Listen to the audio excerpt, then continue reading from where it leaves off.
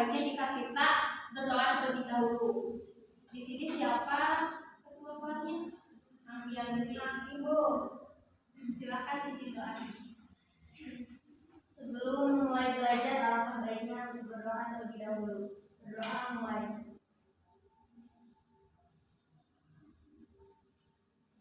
Berdoa selesai. Supaya belajarnya nyaman, kalian rapikan dulu tempat duduk kalian dan lihat di sekitar kalian, siapa tahu ada sampah. Tidak, tidak sendiri. Oke, kita mulai ya.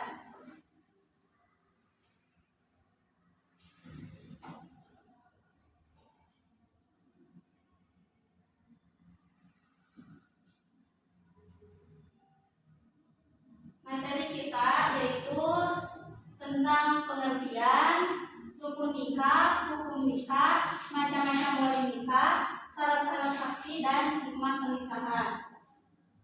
Nah, sekarang kita membahas tentang pengertian nikah. Di sini ada yang tahu pengertian nikah menurut bahasa dan menurut istilah?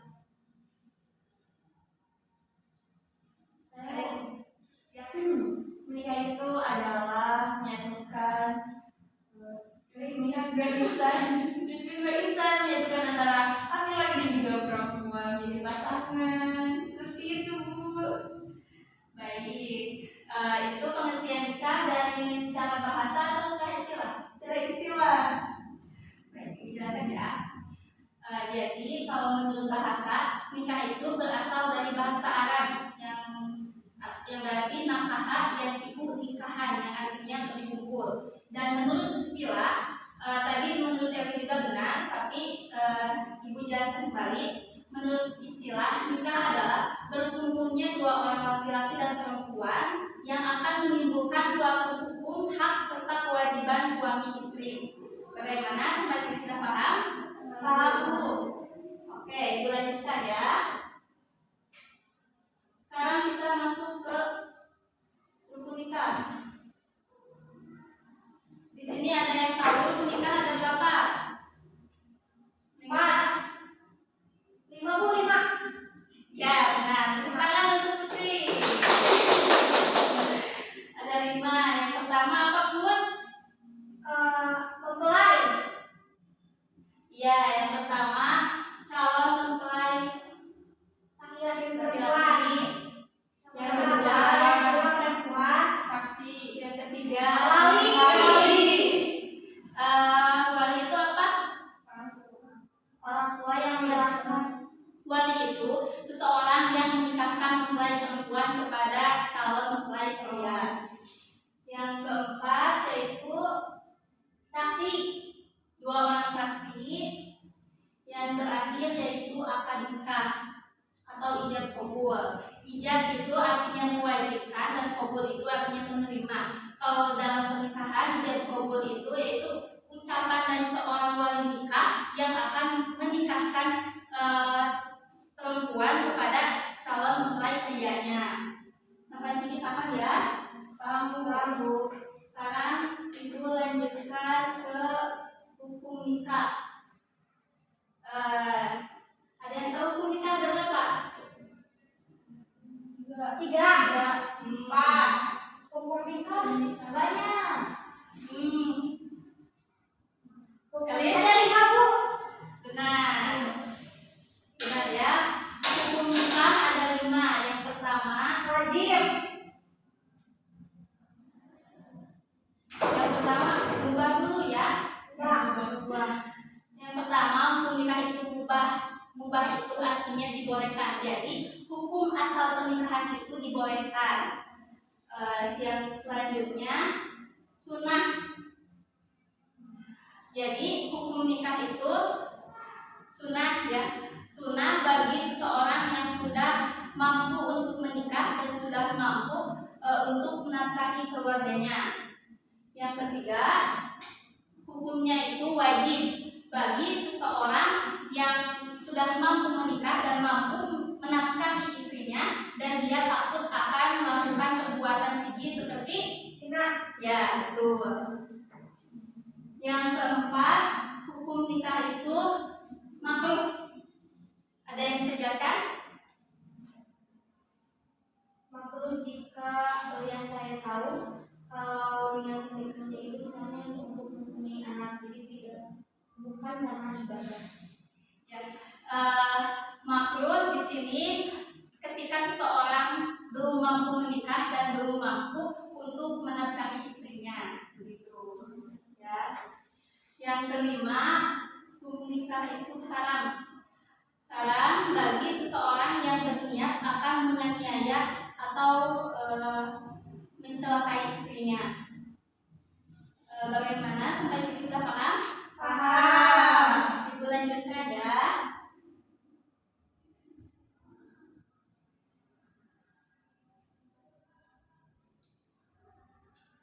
Sekarang ke macam-macam wali nikah. Macam-macam wali nikah itu ada 3. Ada yang tahu? Silakan baca. Wali yatim, wali muhakam. Ya. Kalau wali nasab yaitu anggota keluarga dari calon mempelai perempuan yang ada hubungan darahnya yang mewajibkan perempuan itu untuk dinikahkan kepada calon suaminya, seperti ayah, kemudian Kakak laki, kakek. ya betul. Yang kedua, wali hakim, yaitu seseorang yang wajib mempunyai hak dan kewajiban untuk menikahkan seperti yang bukan dari wali nasab seperti Kementerian Agama, ya. Yang ketiga yaitu wali muhakam. Wali muhakam itu bukan wali nasab, bukan wali hakim, tetapi seseorang yang ditunjuk oleh calon mempelai perempuan untuk menikahkan dirinya kepada calon suaminya.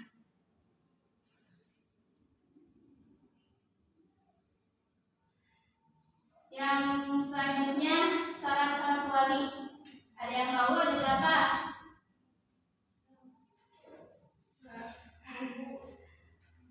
Syarat wali ada 5.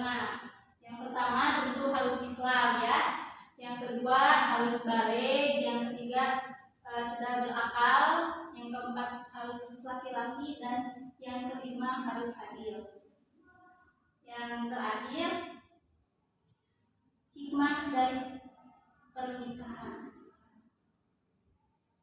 Hikmah dari pernikahan yang pertama memelihara kesucian diri, yang kedua memperoleh ketenangan hidup, yang keempat melaksanakan tuntunan syariat, yang ketiga melaksanakan tuntunan syariat, yang keempat membuat keturunan yang berguna bagi bangsa, agama, dan negara.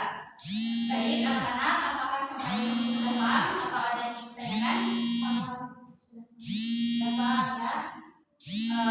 Baik, sekarang ibu minta kalian untuk berdiskusi kelompok. Kelompoknya ada 2 saja, ya. Ini kelompok 1 dan ini kelompok 2. Kalian menjelaskan bagaimana tadi hukum nikah itu ada berapa? 5. Ada 5. Nah, hukum kalian jadi kan ada yang pernikahan dini, ya ada. Menurut pandangan kalian, pernikahan dini itu termasuk ke mubah, makruh, haram atau sebagainya atau apa, ya? Kalian jelaskan nanti di praktik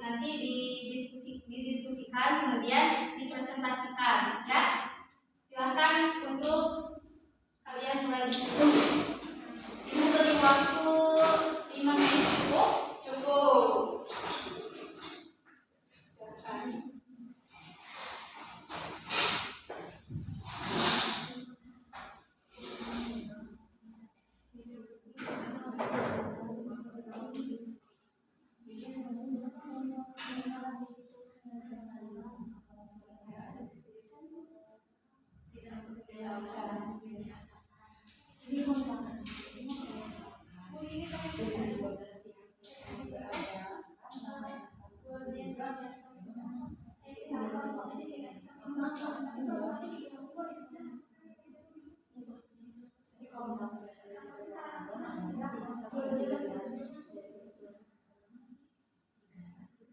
ada apa-apa ya kontak saja.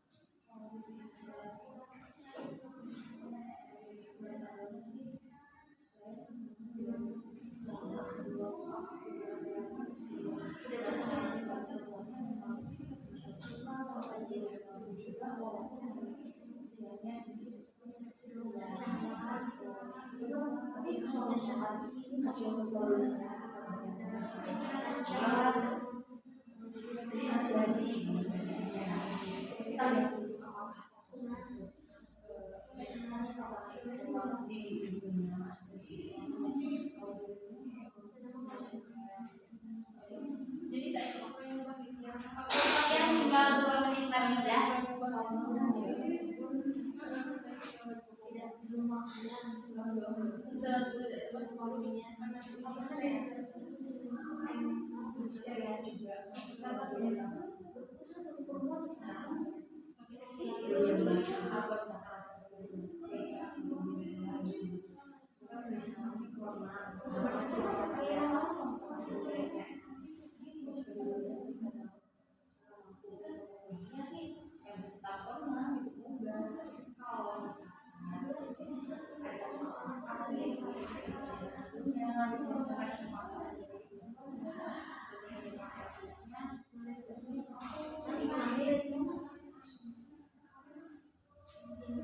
Bagaimana sudah? Sudah Bu. Kelompok ini sudah? Sudah. Menjelaskannya kelompok saja ya. Iya Bu. Dari kelompok 1 silakan. Tapi nggak semuanya sebisanya ya Bu maksudnya? Iya, sebisanya. Di sini ada apa? Di sana bisa tapi sambil berdiri boleh? Ya, terima kasih. Menurut kelompok kami mengenai pernikahan ini, jadi menurut pandangan kami pernikahan ini itu pernikahan yang dilakukan di bawah umur. Misalnya kan kalau di Indonesia 17 tahun ke atas kan punya KTP. Nah jadi kami itu berpandangan bahwa pernikahan itu yang anaknya belum punya KTP. Jadi kalau udah 18 tahun kan tidak termasuk pernikahan ini, tapi nikah muda maksudnya. Pernikahan ini yang masih belum punya KTP baru masih di bawah umur. Nah terus pernikahan ini itu bisa ya kedua mempelainya masih di bawah umur atau salah satunya masih di bawah umur, misalnya mempelai laki-laki saja yang masih di bawah umur sedangkan mempelai wanitanya sudah tua, atau sebaliknya mempelai wanitanya di bawah umur mempelai laki-laki sudah tua, atau kedua-duanya masih di bawah umur. Nah terus hukumnya bagaimana? Menurut kami hukumnya ada bisa apa saja tergantung niat pernikahan itu. Kalau misalnya hukumnya akan menjadi haram ketika misalnya ada kakek-kakek, ada bapak-bapak atau kakek-kakek atau yang sudah sepuh sudah sering nikah, kan mungkin nikah dengan istri apa bosan akhirnya menikah dengan yang di bawah umur. Nah di situ hukumnya akan menjadi haram. Kenapa? Karena kakek-kakek orang tersebut bukan kakek, harus kakek ya, orang tersebut sudah sering menikah hanya memanfaatkan saja untuk kesenangan batinnya. Mungkin setelah menikah dengan yang muda akan mencari yang lebih muda lagi atau sebagainya, maka di situ hukumnya akan menjadi haram. Terus bisa juga hukumnya menjadi wajib. Oh ya, hukumnya bisa menjadi wajib apabila misalnya kan sekarang kan pergaulan itu bebas. Nah terus anak-anak di bawah umur yang belum 17 tahun itu sudah yang pacaran atau bagaimana dan sebagainya. Orang tua di sana khawatir kalau misalnya anak-anak yang mereka daripada melakukan perbuatan zina karena mereka sudah mengenal syahwat, mereka akhirnya menikahkan anak-anak mereka, maka situ hukumnya menjadi wajib karena sudah mengerti syahwat. Itu kan kalau tidak dinikahkan nanti malah berdosa karena mereka baru saja pacaran. Kami hanya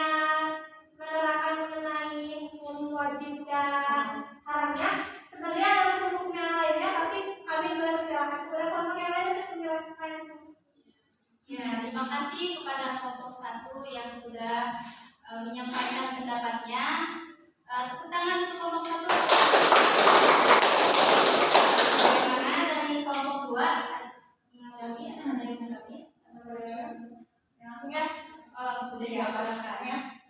Ini menanggapi sebelumnya pendapat dari kelompok kami mengenai tadi yang mengenai buku pernikahan ini ya. Nah, hal itu kami mengambilnya sih lebih tepatnya kepada Mbak dan juga makhluk. Mengapa demikian? Karena kita juga perlu melihatkan aturan pernikahan di menurut agama seperti apa, menurut negara juga seperti apa. Kita lihat juga seperti itu.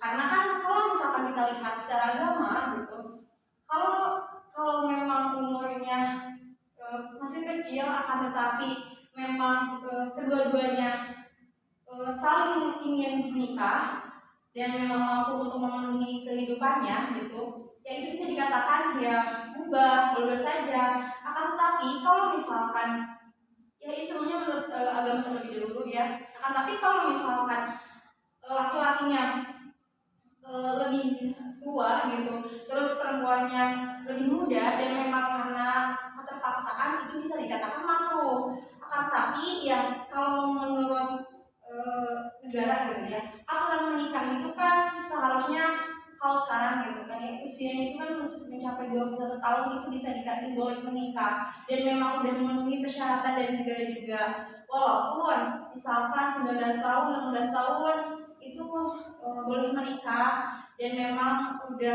sebenarnya sih nggak apa-apa. Dan seperti tadi dikatakan oleh kelompok 1 ya, itu maksudnya menikah muda memang karena udah punya KTP juga. Akan tetapi kalau misalkan merujuk kepada aturan negara gitu, itu kalau misalkan sesuai usia 21 tahun dan misalkan laki-lakinya 20 tahun ke atas dan kedua menikah, itu kan memang senang boleh menikah. Nah, tapi kalau misalkan tidak memenuhi persyaratan dari negara, menurut pandangan kelompok kami itu bisa dikatakan makruh karena kan tidak sesuai dengan aturan negara. Mungkin maaf ya, mungkin berlainan dari kelompok 2 itu mengenai pandangan dari kelompok emang paling berbeda pendapat di kelompok 1 itu pandangan dari kelompok 2. Terima kasih Bu. Oke, bagus ya. Kedua-duanya bagus. Tepuk tangan untuk kelompok 2. Bisa ambil kesimpulan saja ya. Pernikahan dini itu kalau dalam Islam dibolehkan saja, tapi kalau sudah memasuki usia balik ya, seperti yang dilakukan oleh Rasulullah kepada Siti Aisyah.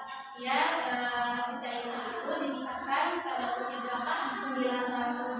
Nah, itu contoh bahwa kita boleh kalau menurut agama ya kita boleh menikah muda kalau sudah memasuki usia balik.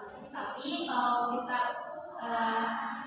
menuruti peraturan pemerintah tadi yang benar yang dikatakan Putri bahwa kita harus mempunyai dulu KTP ya, baru kita dibolehkan untuk menikah. Nah, anak-anak, apakah sampai ini sudah paham? Sudah Bu? Oke. Karena waktu kita sudah habis, kita tutup saja pembelajarannya ya. Silakan kalian duduk kembali ke semula. Ibu akan memberikan tugas kepada kalian untuk minggu depan, boleh? Tugasnya individu kalian menyusun aja tentang menikah ya. Ibu yang maksimal 1 halaman. Oke, kalau begitu kita tutup pembelajaran kali ini. Silakan ketua KM-nya untuk berdoa. Sebelum kita mulai, marilah kita berdoa terlebih dahulu. Untuk berdoa mulai. Berdoa selesai. Alhamdulillah ya, pembelajaran dari awal sampai akhir sudah selesai. Mohon maaf apabila Ibu ada kesalahan dalam penyampaiannya. Semoga kita bertemu lagi di minggu depan. Wassalamualaikum warahmatullahi wabarakatuh. Waalaikumsalam warahmatullahi wabarakatuh.